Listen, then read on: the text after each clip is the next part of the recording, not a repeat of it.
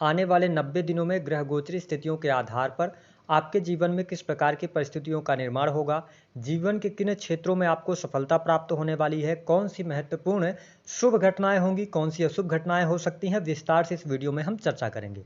देखिए, मई 2025 का महीना बहुत ही महत्वपूर्ण और खास है, क्योंकि इसी महीने 3 बड़े ग्रहों का राशि परिवर्तन हो रहा है, जिसमें से कि जब हम देवगुरु बृहस्पति की बात करते हैं तो बृहस्पति 14 मई 2025 को अपना राशि परिवर्तन करेंगे। वही राहु केतु 18 महीने बाद 18 मई 2025 को अपना राशि परिवर्तन करने वाले हैं। तो आइए जानते हैं कि ग्रह गोचरी स्थितियों के आधार पर इन 3 महीनों में क्या विशेष परिस्थितियां आपके लिए बनने जा रही हैं। यदि आप चैनल पर पहली बार आए हैं तो चैनल को सब्सक्राइब कर लीजिएगा और नोटिफिकेशन बेल को भी ऑन कीजिएगा। देखिए, कर्क राशि वालों, यदि आपके पास अभी समय ना हो तो आप इस वीडियो को स्किप कर दें, लेकिन जब भी आप इस वीडियो को देखिएगा पूरा देखिएगा, ताकि आप आने वाले अपने 3 महीने की प्रॉपर ढंग से प्लानिंग कर सकें।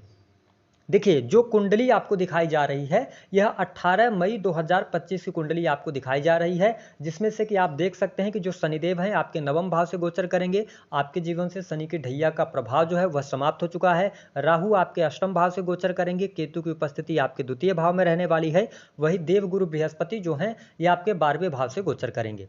तो हम बात करते हैं मई के महीने की शुरुआत से लेकर और 18 मई तक आपके लिए क्या रहने वाला है। सबसे पहले हम बात करेंगे स्वास्थ्य के दृष्टिकोण से समय आपके लिए कैसा रहेगा।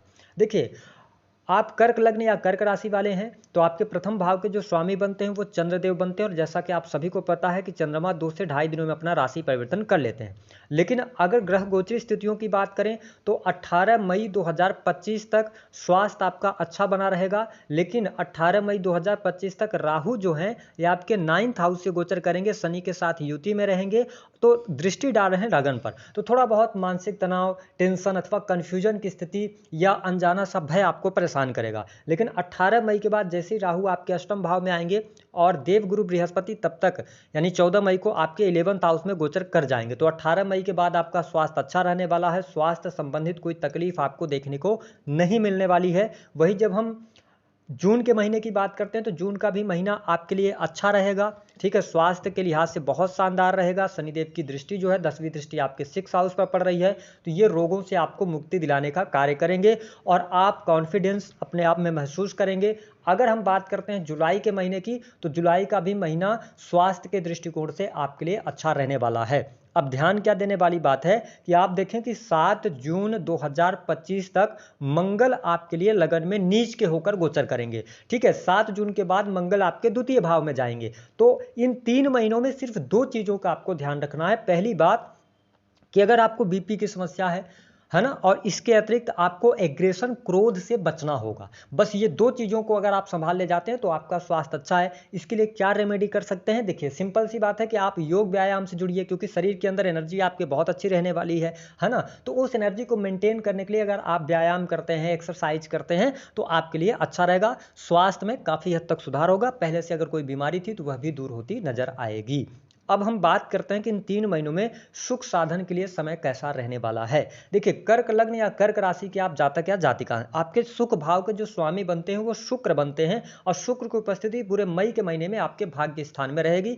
तो कुल मिलाकर अगर देखा जाए तो सुख साधन के लिहाज से मई का महीना आपके लिए काफी शानदार रहने वाला है। विशेष तौर पर यदि वाहन, भूमि से संबंधित यदि आप कार्य करना चाहते हैं तो आपके लिए 15 मई 2025 से अच्छा योग शुरू हो रहा है, जिसमें आपके भूमि, भवन, वाहन से संबंधित कार्य संपन्न होंगे। अगर हम देखें तो मंगल भी आपके 7 जून 2025 तक चतुर्थ भाव को देख रहे हैं। तो सिंपल सी बात है कि 15 मई से लेकर और 7 जून 2025 तक आपकी कोई डील है, बड़ी डील है, आप करना चाहते हैं, कोई प्रॉपर्टी लेना चाहते हैं, कोई जमीन खरीदना चाहते हैं, बहुत अच्छा टाइम है। उसके बाद क्या अच्छा टाइम रहेगा? बिल्कुल, देवगुरु बृहस्पति जब आपके मिथुन राशि से गोचर करेंगे 12वें भाव से, तो पंचम दृष्टि से ये चतुर्थ भाव को देखेंगे। तो कहने का यह मतलब है कि आने वाले 3 महीने में आपके जीवन में भूमि, भवन, वाहन का लाभ होगा।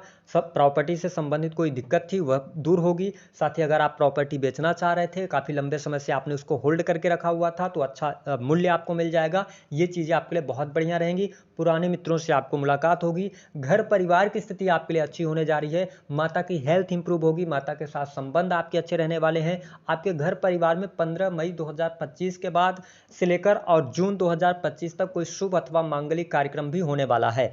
एक टाइम और आएगा जो जून का महीना होगा, आप बड़ा फ्लैट परचेज कर सकते हैं, बना बनाया मकान परचेज कर सकते हैं। तो यहाँ पर बहुत ही पॉजिटिव साइन आपके सुख साधनों के लिए है और आप शनि की ढैया से भी मुक्त हो चुके हैं, तो चीज़ें आपके लिए बहुत ही अच्छी रहने वाली हैं।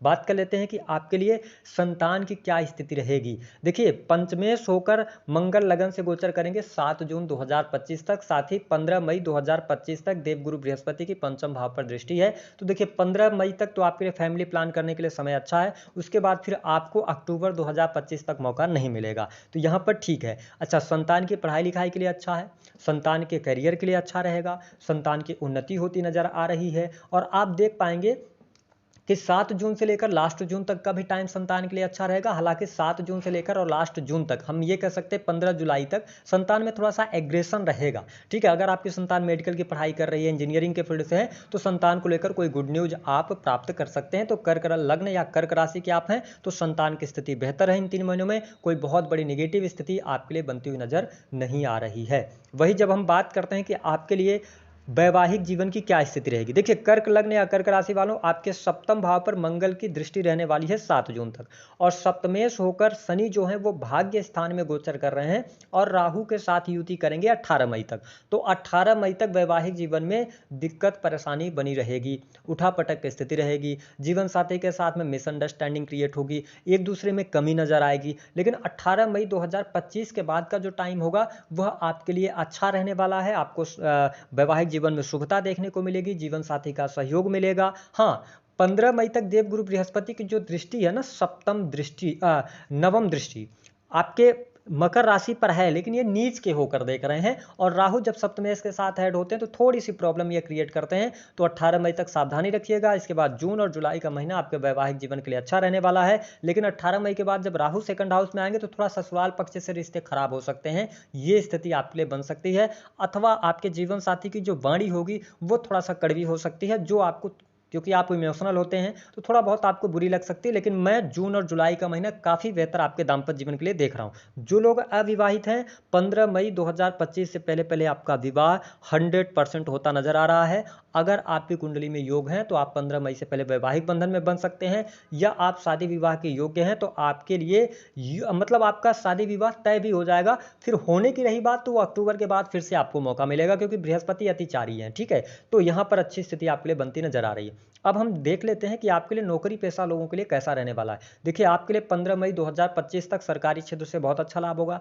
सरकारी क्षेत्र के अंतर्गत अगर आप कार्य कर रहे हैं तो प्रमोशन मिल सकता है, मान सम्मान मिलेगा, फेम बढ़ेगा, आपका कार्यस्थल पर आपका दबदबा रहने वाला है। उसके बावजूद 15 मई से लेकर 15 जून तक का जो टाइम रहेगा यह भी सरकारी क्षेत्र से आपको लाभ दिलाने वाला होगा। सरकार के द्वारा कोई आप लोन वगैरह लेना चाहते हैं उसके लिए समय बहुत बढ़िया रहेगा। ठीक है, साथ ही आपका सोशल सर्कल बढ़ेगा। तो सरकारी क्षेत्र के लिए बहुत अच्छा समय रहेगा 15 जून 2025 तक। 15 जून से लेकर 15 जुलाई थोड़ा बहुत चुनौतियां आपके लिए सरकारी क्षेत्र से आ सकती हैं। ठीक है, इस पे प्रॉब्लम आ सकती है, लेकिन उसके बाद आपके लिए 15 जुलाई के बाद का भी टाइम बहुत बढ़िया रहेगा। तो अगर आप नौकरी में है, गवर्नमेंट सेक्टर में है, किसी भी प्रकार की समस्या परेशानी नहीं है, पहले से अगर कोई कोर्ट केस वगैरह चल रहा था, कोई लिटिगेशंस चल रहे थे, वह भी दूर होते नजर आएंगे। तो ये पॉजिटिव साइन आपके लिए बना हुआ है। कर्क लग्न और कर्क राशि वालों, आपके लिए बहुत अच्छा समय की शुरुआत हो रही है। जो लोग प्राइवेट सेक्टर के अंदर वर्क कर रहे हैं, नौकरी कर रहे हैं, नौकरी के लिए बहुत बढ़िया है। प्राइवेट सेक्टर में लाभ मिलेगा, विशेष तौर पर बैंकिंग सेक्टर हो गया, फिनांस का सेक्टर हो गया, किसी भी प्रकार के इंजीनियरिंग का फील्ड हो गया, सेना पुलिस आर्मी से रिलेटेड कोई भी कार्य हो गया। ठीक है, तो इन सभी क्षेत्रों में चाहे आप गवर्नमेंट सेक्टर के अंदर हो, प्राइवेट सेक्टर के अंदर हो, नौकरी के लिए बहुत अच्छा समय है। जो लोग नौकरी पेशा जीवन के लिए विदेश जाना चाहते हैं उनके लिए 20 मई 2025 के बाद रास्ते खुलेंगे। आप विदेश के लिए अप्लाई कर सकते हैं, विदेश जा सकते हैं। आपके लिए चीज़ें बहुत ही शानदार यहाँ पर बनी रहने वाली हैं। लेकिन अब देखें, एक बहुत ही इंपॉर्टेंट बात को आपको समझने की आवश्यकता है। क्या कि 18 मई के बाद जब राहु आपके 8th हाउस से गोचर करेंगे तो इस समय अवधि के दौरान कुछ चीज़ों में आप फंस सकते हैं। कैसे फंस सकते हैं कि अगर आप विदेश जा रहे हैं तो अपने डॉक्यूमेंट्स बहुत अच्छे तरीके से जांच पड़ताल कर लीजिएगा। इसके साथ ही अष्टम भाव से राहु गोचर करेंगे तो आपके सामने थोड़ा सा इलीगल चीज़, अगर आप सरकारी क्षेत्र में हैं तो कुछ इलीगल चीज़ें आएंगी, अंडर द टेबल काम करने का ऑफर आपको मिल सकता है, कुछ आपको लालच मिल सकता है। तो इन चीज़ों से आपको दूरी बना के रखनी है। अष्टम भाव से राहु आ रहे हैं तो ऐसे लोगों के लिए बहुत अच्छा लाभ देंगे जो लोग सेक्रेटिव जॉब में हैं। ठीक है, अगर सीबीआई हो गया, इनकम टैक्स हो गया, ठीक है, या आप चार्टर्ड अकाउंटेंट हैं, कोई भी कैलकुलेशन का कार्य क्षेत्र हो गया, डाटा एनालिसिस के कार्य हो गए, ठीक है, रिसर्च बेस्ड कार्य, इन सभी में आपका फोकस रहने वाला है। तो इन्हीं क्षेत्रों से जहां पर राहु बैठेंगे वहां पे आपको विस्तारित तो करेंगे, अकल्ट, एस्ट्रोलॉजी, ज्योतिष, तंत्र मंत्र, उन सभी चीजों में आपका ध्यान तो जाएगा। लेकिन प्रॉब्लम क्या है आपके साथ में कि यहाँ इस भाव से रिलेटेड कोई भी इलीगल चीज ना करें, आकस्मिक धन लाभ भी आपके लिए होता नजर आएगा, तो यहाँ पे आपको बचना होगा। दूसरी स्थिति आप देखें कि शनि की जो दृष्टि है ना, सातवीं दृष्टि, वो कन्या राशि, मित्र राशि को देख रहे हैं, तो आपके अंदर ये साहस भी देंगे, पराक्रम भी देंगे, चीज़ें बेहतर करेंगे। लेकिन छोटे भाई बहनों के लिए समय अच्छा बहुत ज़्यादा नहीं रहेगा, तो छोटे भाई बहनों से संबंध को अपने बेहतर करने का प्रयास कीजिएगा, तो आपके लिए अच्छा रहने वाला है। इसके साथ में केतु आपके सेकंड हाउस में रहेंगे। मैं आपको स्पष्ट कर दूं कि कर्क लग्न और कर्क राशि वालों, आप पिछले 2.5 वर्ष से परेशान चल रहे थे, कार्य क्षेत्र में जितनी एबिलिटी थी उतना लाभ आपको नहीं मिल पा रहा था, तनाव बढ़ा हुआ था, कर्जे बहुत ज़्यादा हो गए थे। तो यहाँ पर केतु सेकंड हाउस के अंदर आ रहे हैं, तो अपने वाणी पर आपको नियंत्रण रखना है। कई बार आप पब्लिक सेक्टर के अंदर अगर काम कर रहे हैं, ठीक है, तो आप वाणी आपकी ना थोड़ी सी कड़वी हो सकती है, अथवा आप ऐसा कुछ बोल देंगे जिसकी वजह से बहुत ज़्यादा दिक्कत में आप फंस सकते हैं। साथ ही केतु जब द्वितीय भाव के अंदर है तो थोड़ा परिवार से डिटैच ये कर देंगे, ठीक है। तो ये समय रहेगा कि आपका जो बैंक बैलेंस बना हुआ है ना, उस पर आपको ध्यान देने की आवश्यकता है। अगर आपने उस पर ध्यान नहीं दिया तो अचानक वो खाली हो सकता है, ठीक है। अष्टम भाव से राहु गोचर कर रहे हैं, तो ये ध्यान देना होगा आपको कि भाई शेयर मार्केट वगैरह में पैसा ना लगाएं, वहां पर आपको नुकसान होगा। शनि 9th हाउस से गोचर कर रहे हैं, तो सिंपल सी बात है, धर्म अध्यात्म के प्रति रुचि जागृत होगी। जो लोग हायर एजुकेशन लेना चाहते हैं उनके लिए अच्छा है, विदेश जाने के लिए अच्छा टाइम रहेगा, ठीक है। लेकिन ये पिता के लिए अच्छा नहीं रहेगा। कहीं ना कहीं से शनि का 9th हाउस में आना, धर्म कर्म यदि आप करते रहते हैं तो आपको बहुत अच्छे बेनिफिट्स मिलेंगे। तो ये सारी चीजें आपके साथ में होने वाली हैं इन 3 महीनों में। शुभ कहां पर होगा, आइए इसके बारे में एक नजर डाल लेते हैं। सुख साधन बढ़ेंगे, भूमि भवन वाहन का लाभ होगा। सरकारी क्षेत्र में है तो पद प्रतिष्ठा की प्राप्ति, मान सम्मान की प्राप्ति, और साथ ही नई नौकरी की संभावनाएं।